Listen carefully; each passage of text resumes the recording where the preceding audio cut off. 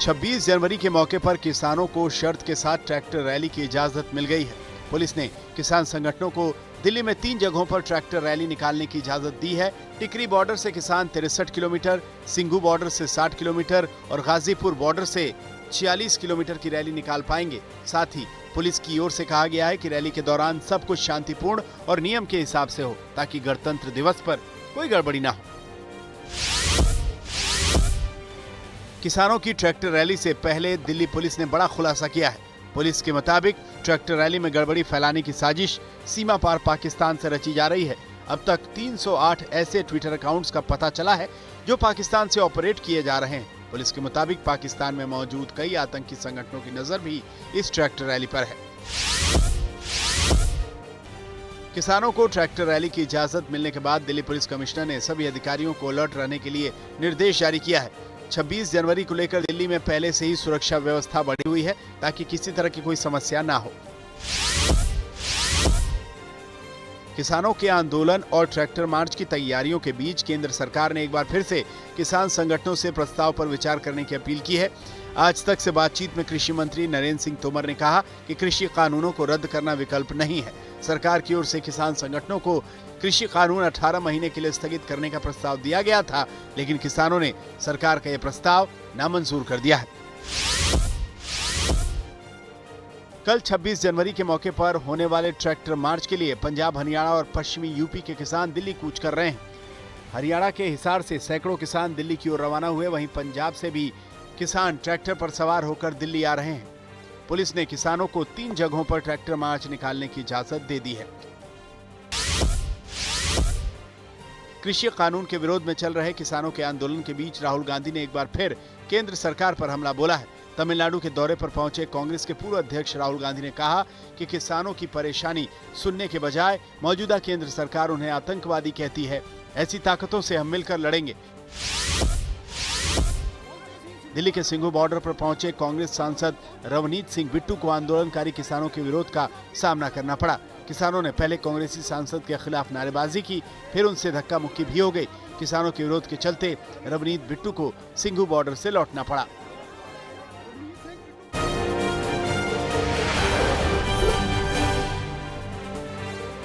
किसान परेड में खेती किसानी वाली झांकियां भी होंगी। इनमें हल जोतता हुआ किसान, चरखा कात रही महिला और किसानी कल्चर को दिखाती हुई झांकियां शामिल होंगी। 26 जनवरी को सुबह 11 बजे ध्वजारोहण और अरदास के बाद रैली की शुरुआत होगी। फिलहाल इसमें कोई सेलिब्रिटी के शामिल होने की सूचना नहीं है। किसान यूनियन के झंडे के साथ ही तिरंगा होगा। गाजीपुर से निकलकर परेड अक्षरधाम तक जाकर वापस हो जाएगी। स्पीड लिमिट 10 किलोमीटर प्रति घंटा तय की गई है। मॉडिफाइड ट्रैक्टर्स काफी हैं, जिनके आगे वजनदार बम्पर लगे हैं और म्यूजिक सिस्टम भी लगे हुए हैं।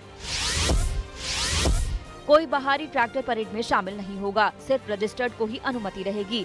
सिक्योरिटी को लेकर न केवल जामा तलाशी हो रही है, बल्कि प्राइवेट एजेंसी की भी मदद ली जा रही है। वॉलंटियर्स की संख्या को बढ़ाकर करीब 150 से 500 किया जा रहा है। सीसीटीवी कैमरों की संख्या भी 8 से बढ़ाकर करीब 20 की जा रही है और अलग अलग पोस्ट पर इनकी तैनाती होगी।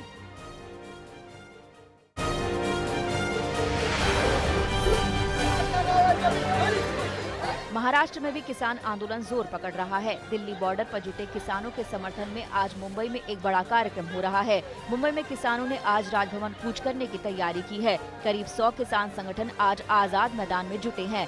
नासिक से बड़ी तादाद में किसान आजाद मैदान पहुंचे हैं। मुंबई में किसानों के इस मार्च को एनसीपी अध्यक्ष शरद पवार और मंत्री आदित्य ठाकरे का भी समर्थन मिल रहा है।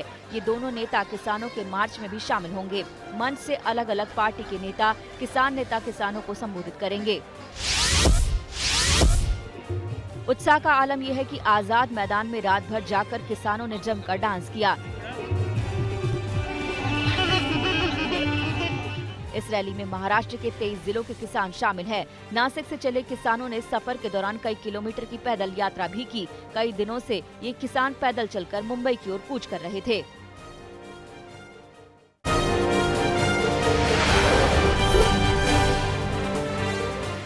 किसान आंदोलन से जुड़े मामले में एक प्रतिबंधित आतंकी संगठन के धमकी वाले कॉल की जांच हो रही है। सिख फॉर जस्टिस के गुरपतवंत पन्नू का ये ऑडियो है, जो CISF कंट्रोल रूम को मिला। India will be responsible for any violence that happens on 26. Delhi police special जांच में जुटी है। इसमें पन्नू कह रहा है कि 26 जनवरी को कोई अगर हिंसा होती है तो भारत सरकार जिम्मेदार होगी। CISF ने ये सूचना तुरंत Pragati Maidan metro police station को दी है। मेट्रो पुलिस स्टेशन ने ऑडियो कॉल और जिस नंबर से कॉल आई थी, इन सब की details Delhi police special cell को दे दी है।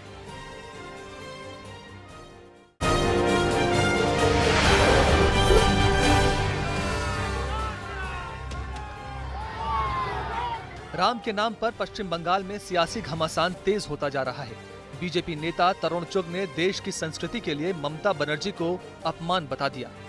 बीजेपी नेताओं ने सवाल उठाया कि आखिर जय श्री राम के नारों से ममता बनर्जी का अपमान कैसे हो गया। सुभाष जयंती के कार्यक्रम में जय श्री राम के नारों पर ममता बनर्जी मंच पर ही भड़क गई थी और कार्यक्रम छोड़कर चली गई थी। जय श्री राम के नारे पर भड़की मुख्यमंत्री ममता बनर्जी को मध्य प्रदेश विधानसभा के प्रोटेम स्पीकर रामेश्वर शर्मा ने रामायण भेजी है। रामेश्वर शर्मा ने कहा कि बांग्लादेश के दबाव में ममता बनर्जी भगवान राम के नाम का विरोध कर रही हैं। अगर भक्त हिंदुस्तान में श्री राम का नाम का नारा नहीं लगाएगा तो कहां लगाएगा। ममता बनर्जी पर बीजेपी के हमलों को जवाब देते देते बंगाल सरकार के मंत्री बदजुबानी पर उतर आए। पश्चिम बंगाल के खाद्य मंत्री ज्योतिप्रिय मलिक ने बीजेपी नेताओं की तुलना जानवर से कर दी। ज्योतिप्रिय मलिक ने कहा कि भगवान राम के नाम पर सिर्फ बीजेपी या पीएम मोदी का अधिकार नहीं है। पश्चिम बंगाल में जारी सियासी बवाल के बीच प्रदेश कांग्रेस अध्यक्ष अधीर रंजन चौधरी ने ममता बनर्जी पर भी सवाल उठाए हैं। अधीर रंजन चौधरी ने कहा कि ममता बनर्जी बीजेपी से डरती है। इससे पहले अधीर रंजन चौधरी ने मुख्यमंत्री ममता बनर्जी का अपमान करने पर बीजेपी पर हमला बोला था। पश्चिम बंगाल में चुनाव से ठीक पहले 2 और बांग्ला अभिनेत्रियां टीएमसी में शामिल हो गई हैं। कौशानी मुखर्जी और पिया सेन गुप्ता ने टीएमसी की सदस्यता ली। राज्य सरकार में मंत्री ब्रात्य बसु की मौजूदगी में 2 अभिनेत्रियों ने तृणमूल कांग्रेस का झंडा थामा। असम दौरे पर अमित शाह ने प्रदेश में घुसपैठ को लेकर कांग्रेस पर तीखा हमला बोला। अमित शाह ने कहा कि कांग्रेस और बदरुद्दीन अजमल की जोड़ी असम में घुसपैठ को आसान कर देंगे क्योंकि ये ही उनके वोट बैंक हैं। अमित शाह ने कहा कि असम में घुसपैठ सिर्फ बीजेपी रोक सकती है। पीएम मोदी की नीति से असम में अमन की वापसी हुई। कांग्रेस और बदरुद्दीन अजमल की जोड़ी सारे दरवाजे खोल देगी और घुसपैठ को असम के अंदर सरल करके दी, क्योंकि उनकी वोट बैंक है, वोट बैंक।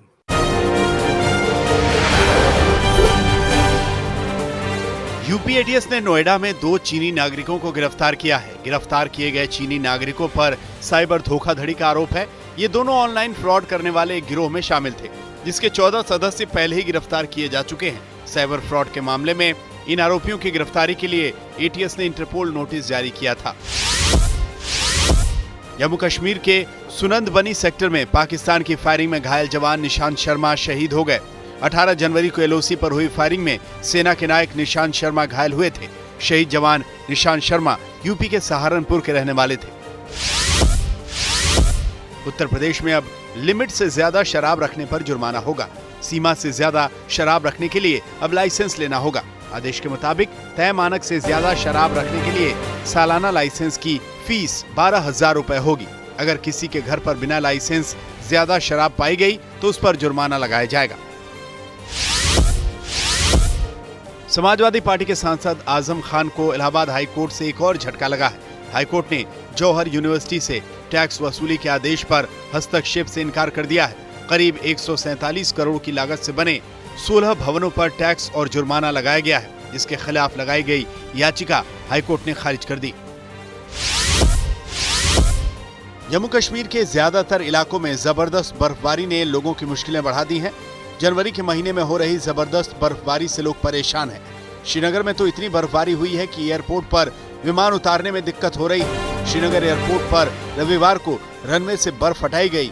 वहीं लगातार बर्फबारी से एक बार फिर जम्मू श्रीनगर राजमार्ग बंद कर दिया गया है। मौसम विभाग ने चेतावनी दी है कि बर्फबारी के साथ बर्फीले तूफान का खतरा लगातार बना हुआ है। इसी के मद्देनजर पहाड़ी क्षेत्रों में रेस्क्यू टीमों को तैनात रहने के आदेश दिए गए हैं।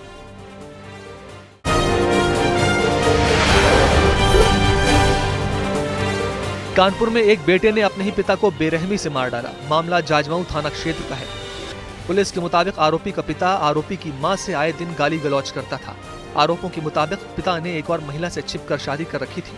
इन्हीं बातों की वजह से घर में अक्सर लड़ाई होती थी और 18 तारीख को आरोपी ने अपने पिता की चाकू से गोदकर हत्या कर दी।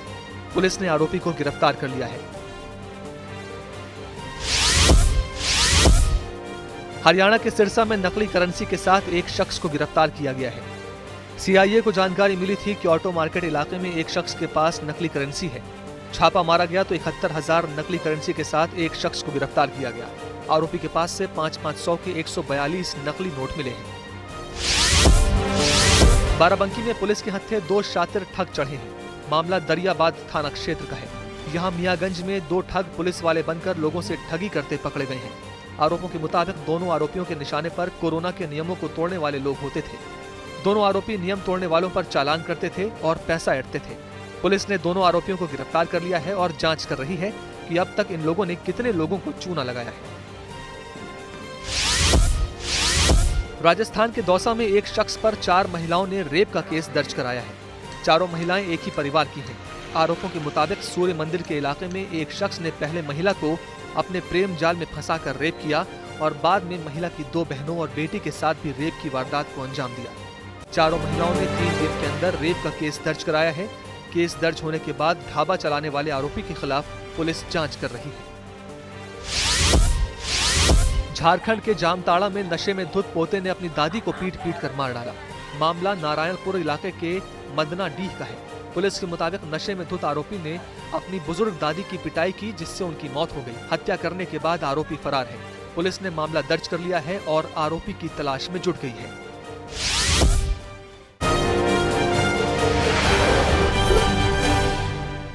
ताइवान के समर्थन में खुलकर आया अमेरिका। जो बाइडेन सरकार ने चीन को चेतावनी दी, कहा ताइवान के खिलाफ सैन्य, राजनयिक और आर्थिक दबाव को खत्म करे चीन।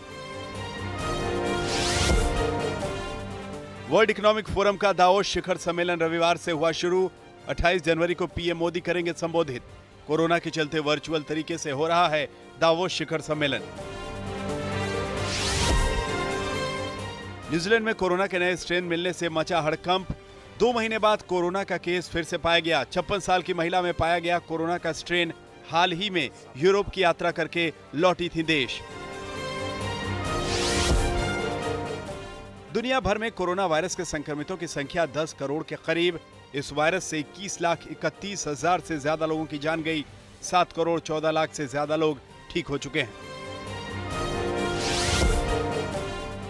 ब्रिटेन में सबसे ज्यादा है कोरोना महामारी से मरने वालों की मृत्यु दर। 1 लाख लोगों में 144.43 लोगों की हो रही है मौत।